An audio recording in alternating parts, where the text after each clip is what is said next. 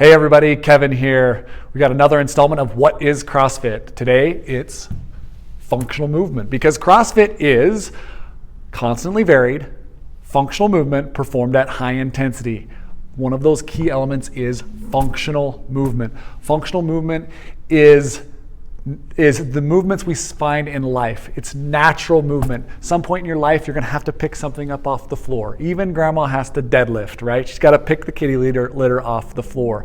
You got to squat to get off the couch, right? These are natural movements. They're also essential to life, right? Essential to independent living is a natural functional movement, okay?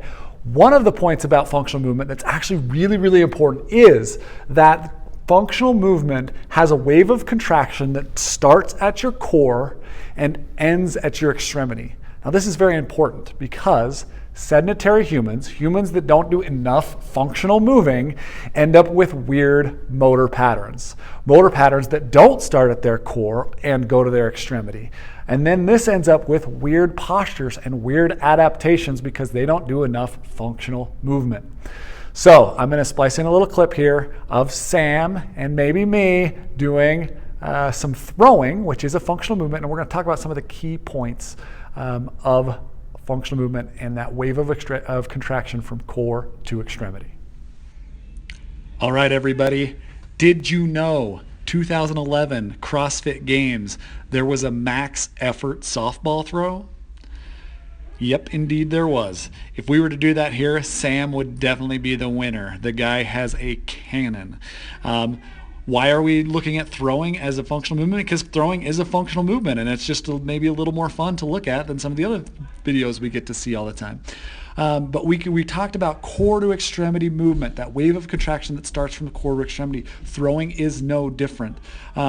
You'll watch, you got me here on the left, you got Sam on the right. You'll notice right from the beginning, we start with a braced core right here. We got a solid braced core, and we're driving off the back leg to move in this direction, okay? So watch, once they start going here, we're driving off that back leg, braced core, that wave of contraction is starting at the core. Now, as we start to move the ball forward, we're getting a nice rotation that's happening around the center of the movement.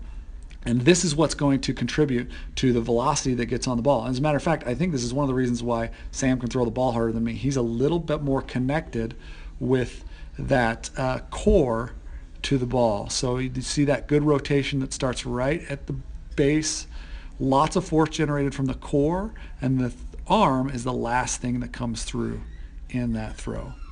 So throwing, functional movement, core to extremity contraction.